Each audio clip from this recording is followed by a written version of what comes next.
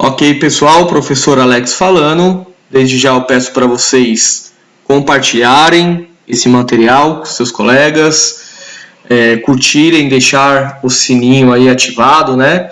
Se inscrever no canal, dar aquele like, para que nós possamos divulgar cada vez mais o nosso trabalho. Conforme prometido durante a semana, eu vou gravar hoje um vídeo falando sobre a globalização, porque é um assunto que cai bastante em vestibular, Enem, concurso público, enfim.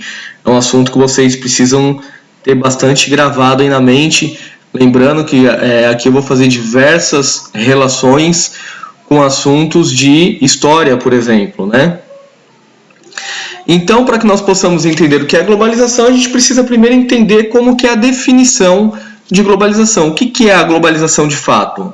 A globalização é uma integração entre países, empresas e pessoas, claro, visando financeiramente o comércio entre esses países. E aí, é claro, mediante essa integração comercial, também vai haver aí a integração cultural e a integração social, né, entre essas nações que estão se integrando, que estão se relacionando. Mas como que acontece, professor, essa integração? O que propiciou essa integração? Bom, para que nós possamos entender isso, a gente vai precisar voltar um pouquinho lá na aula de história, tá? E a gente vai precisar lembrar lá da Revolução Industrial. A Revolução Industrial ela teve 3 fases. Em uma das suas fases, ela desenvolveu as redes geográficas materiais e as redes geográficas imateriais. Professor, como assim redes geográficas materiais e imateriais? Vejam, as redes geográficas, que também podem ser traduzidas como conexões geográficas, elas são um facilitador para que haja essa integração entre as nações. Então vamos imaginar aqui uma viagem entre Brasil e Portugal. Demorava aí em cerca de 3, 4 meses para que pudesse acontecer essa viagem, só um trecho dessa viagem, né? Ou seja, só a ida ou só a volta. E aí vocês imaginam que empresas ou o Reino de Portugal tinha negócios aqui no Brasil e eles tinham que fazer periodicamente essa viagem, né? Essa viagem desgastante e tudo mais, contando com questões climáticas e tudo mais. Quando eles desenvolveram as redes geográficas, algumas coisas mudaram. Por exemplo, os 5 modais do transporte foram bem desenvolvidos, caracterizando então as redes materiais ou conexões materiais. Essas redes materiais, redes geográficas materiais, elas viram um facilitador nessa transição, nessa comunicação, nesse relacionamento entre os países. E aí nós temos então o desenvolvimento dos 5 modais do transporte. Embora eu tenha colocado apenas 4 aqui, são 5: rodovias, ferrovias, hidrovias, aerovias e dutovias. Então vocês podem dar uma pausa aqui no vídeo e anotar aí como dutovias o 5º e último modal do transporte, tá certo? E o que são esses modais do transporte? É tudo aquilo que conecta pessoas e mercadorias. Então, vejam, se antes eu quisesse comercializar alguma coisa com Portugal, demorava aí cerca de 4 meses para que isso aí acontecesse. Com o advento das aerovias, ou seja, dos aviões, essa mesma viagem agora ela passou aí a ter uma duração de aproximadamente 12 horas. Então, no único dia, eu consigo ir e voltar. Se nós, lógico, chegássemos lá e já voltássemos, né? Seria 24 horas. Ou 2 dias aí, esse trecho de viagem de ida e volta. O que facilita muito mais a entrega das mercadorias e a conexão das pessoas. Então, olha a integração de pessoas e mercadorias tem um facilitador através das redes geográficas materiais. O que com certeza fez com que a globalização tivesse uma expansão muito maior. Então nós conseguimos ver aí, por exemplo, Mercado Livre trabalhando bastante, Shopee, Shein, enfim, todas essas empresas aí que vocês conseguem mensurar e lembrar aí de comercialização que não estão dentro do nosso país, mas que num curto período de tempo a gente recebe essas mercadorias. Mas isso não seria possível se nós também não tivéssemos desenvolvido bem as conexões imateriais ou as redes geográficas imateriais. O que são essas conexões imateriais, professor? É tudo aquilo que vai transportar informação, comunicação de uma forma segura e rápida. Então, por exemplo, a gente consegue observar agora, nessa operação especial que está acontecendo lá na Ucrânia, né, para não falar outro nome, para não ser censurado, que começou lá, quase que instantaneamente nós ficamos sabendo aqui no Brasil, tá? Através das redes de televisão, internet, rádio, enfim, todos os meios de comunicação cobrindo quase que em tempo real essa guerra, né, que está acontecendo lá. Então vejam, se a gente vai fazer uma transação bancária, se nós precisamos pagar alguma coisa, vou voltar lá no Mercado Livre, na Shein, você não precisa mais sair de casa, você não precisa pegar o dinheiro físico, nós temos aí as redes bancárias para que isso daí aconteça, tá? Então a rede bancária também ela vai facilitar esse fluxo financeiro entre as nações, tá certo? Isso daí é extremamente importante para a gente. Então, quando se fala em redes geográficas, pessoal, vocês entendam redes geográficas como conexões geográficas. E essas conexões elas vão se dividir entre material e imaterial. Mas para que nós possamos entender um pouquinho mais sobre o histórico dessas redes geográficas, né, a gente precisa... uma coisa que eu esqueci de falar para vocês, essas redes geográficas, pessoal, ela traz aí para nós um sentimento de encurtamento no espaço geográfico. É claro que não houve de fato esse encurtamento do espaço geográfico, né? A Europa não ficou mais perto aqui da América do que outrora, não.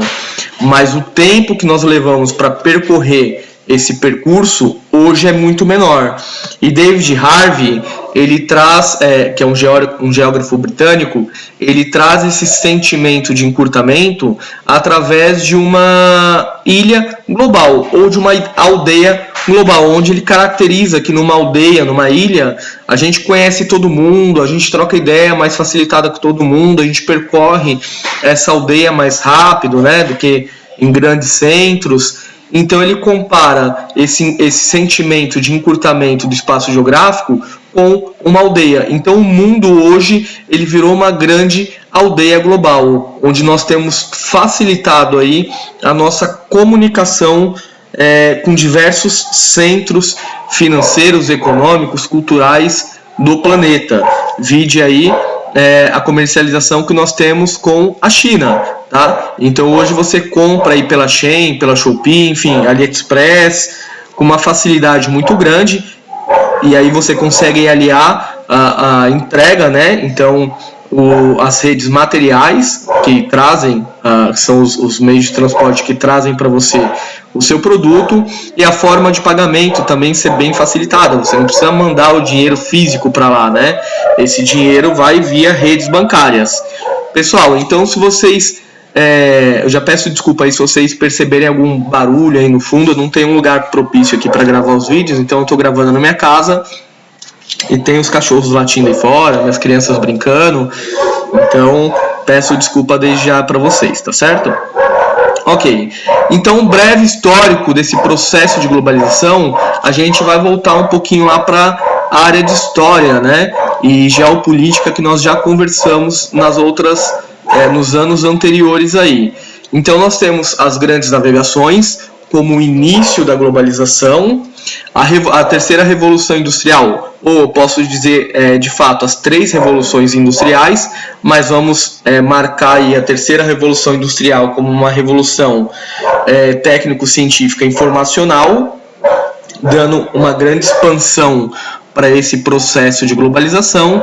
Só que nesse período a globalização ela não estava em alta, ou não, o mundo não estava totalmente globalizado. Por quê?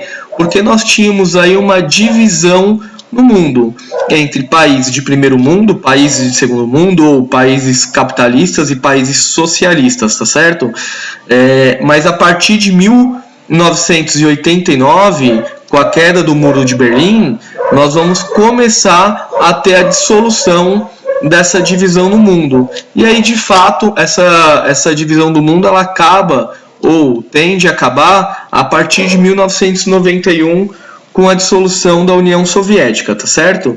Então, a partir de 1991, de fato, é considerado como um mundo globalizado. Então, veja, hoje nós estamos vivendo uma outra fase da globalização, que é a quarta revolução industrial. Então, a globalização ela ainda está acontecendo, ela tem um poder de conexão que talvez nós nem consigamos mensurar aí como que isso daí pode afetar as nossas comunicações, as nossas relações internacionais, né? Por quê? Porque nós estamos na era da inteligência artificial e do 5G. Então, para você ter ideia, hoje para você baixar um vídeo, você demora aí, sei lá, 1 hora, 2 horas, um filme, né? 1 hora, 2 horas, e aí já dizem que com 5G você consegue baixar em 30 segundos. Não que o filme seja extremamente relevante nesse assunto que nós estamos conversando, mas só como um meio de comunicação aí, né? Então, se lá na Revolução Industrial nós robotizamos os processos, por exemplo, fazendo uma relação aqui ao Fordismo, né? Onde nós robotizamos os processos, agora nós temos uma inteligência artificial que vai criar os processos, não só robotizar, mas a própria inteligência artificial vai criar os processos. E aqui falando um pouquinho sobre a origem, as características, eu já falei né, um pouquinho para vocês nos slides anteriores, então eu vou dar uma passada rápida por aqui para o vídeo não ficar tão comprido. Nós temos aí as grandes navegações, né, as descobertas marinhas, tudo mais, um contexto do homem europeu entrando em contato com outros continentes, estabelecendo relações culturais e comerciais com outros continentes, vide Brasil, África, Ásia, num contexto em que os europeus fizeram os primeiros contatos aí, tá? Aqui nós temos algumas rotas comerciais feitas nesse período. E o grande propulsor da globalização, sem dúvida nenhuma, foi o transporte aéreo. Não tem sombra de dúvida de que isso daí foi um grande propulsor para conhecermos a globalização como ela é hoje, ou seja, esse encurtamento das distâncias, essa dinâmica de transporte muito mais rápida, e um divisor de águas para que isso daí acontecesse foi a criação da internet, né? A criação da internet foi feita, a divulgação, né, a expansão da internet, porque não foi os Estados Unidos que criou a internet, né? Ele só expandiu esse conhecimento aí. Foi um inglês que criou, né, a internet, mas os Estados Unidos, durante a Guerra Fria, ela usou a internet, que era essa ARPANET aí, né, como uma ferramenta de guerra ali na Guerra Fria.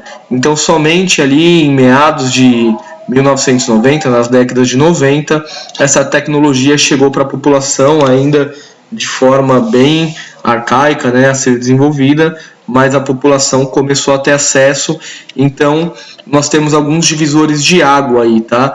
E com certeza a internet está entre o principal. Então, existe um mundo globalizado antes da internet e um mundo globalizado depois da internet, tá? Uma expansão comercial, cultural, financeira, econômica, né, muito maior, até mesmo política muito maior do que jamais visto na história antes. Então aqui eu coloquei alguns exemplos para vocês terem uma ideia. Se você for de carro de São Paulo para o Ceará, demora cerca de 41 horas. Se você for de carro para o Ceará, vai demorar aí 3 horas e 20. Se você for de avião, perdão, para o Ceará, de São Paulo para o Ceará, você vai demorar aí cerca de 3 horas e 20 minutos. A distância continua a mesma, mas a velocidade na transição desse percurso é muito maior, tá certo?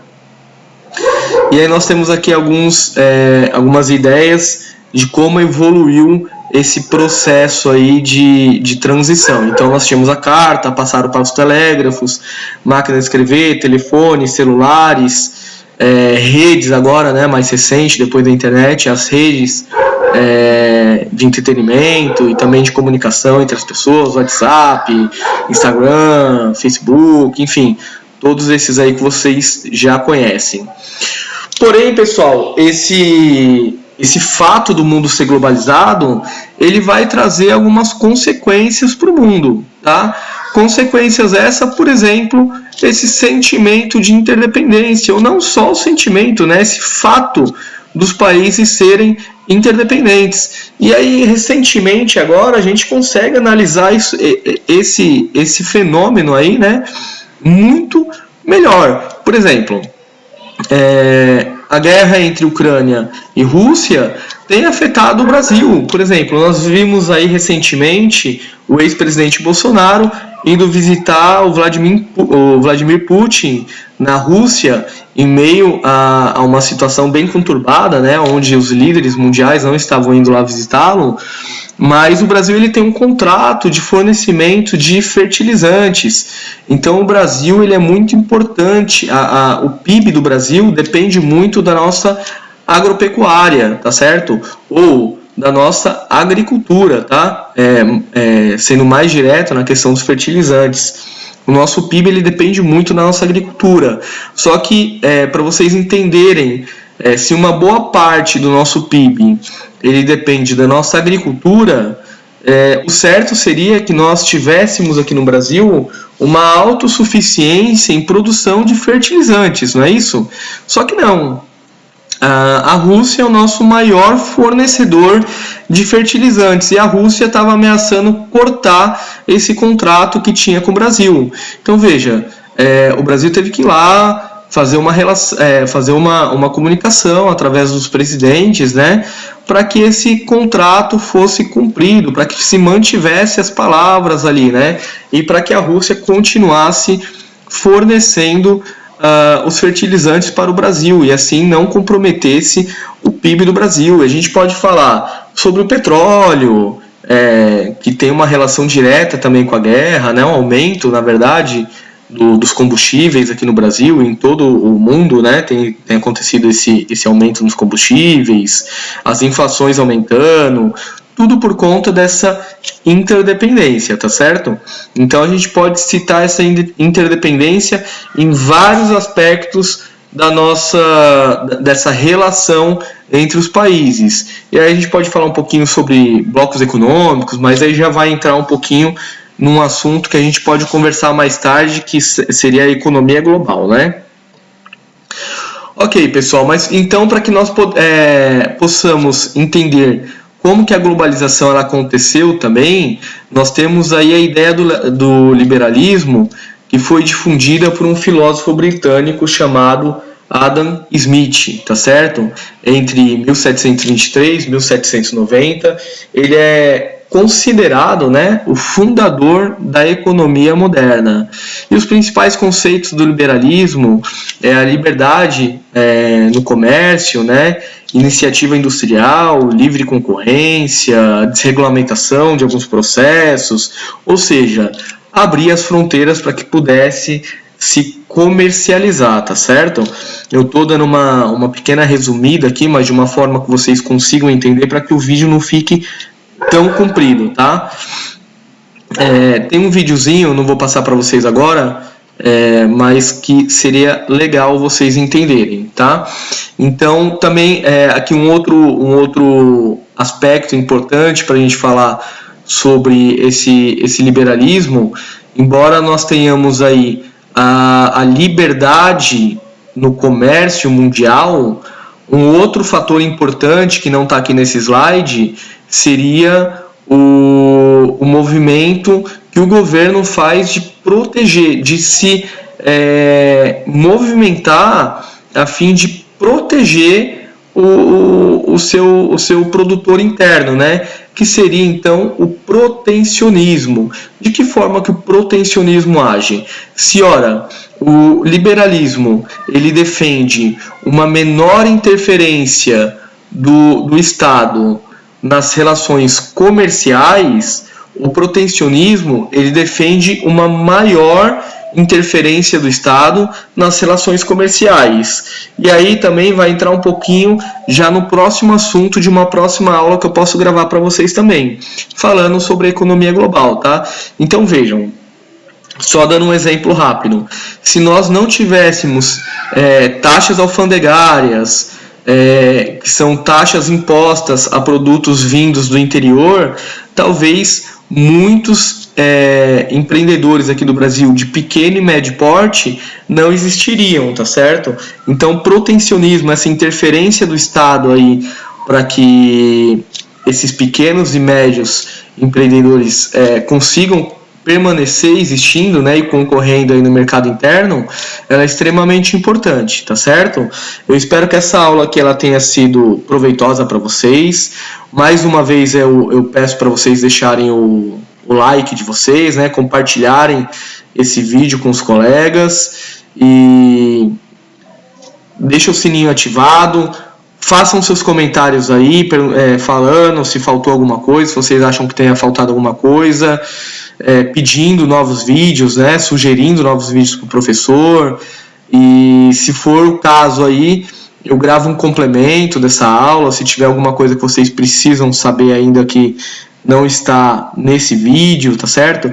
E aí eu me comprometo também, e conforme as solicitações de vocês, né, entender as dificuldades de vocês, gravar uma aula sobre a economia global, sobre a parte da regionalização mundial, né, que a gente vai falar sobre as fronteiras físicas e econômicas que existem no mundo, sobre refugiados. Vocês podem deixar sugestões aí para a gente conversar também sobre aspectos de geopolítica de forma geral, tá? Lembrando que eu não costumo falar sobre partidarismo, mas falar sobre geopolítica faz parte da geografia, é importante para que nós consigamos entender aí o mundo em que estamos vivendo, beleza? Então, muito obrigado pela paciência de vocês, que Deus abençoe e fiquem com Deus.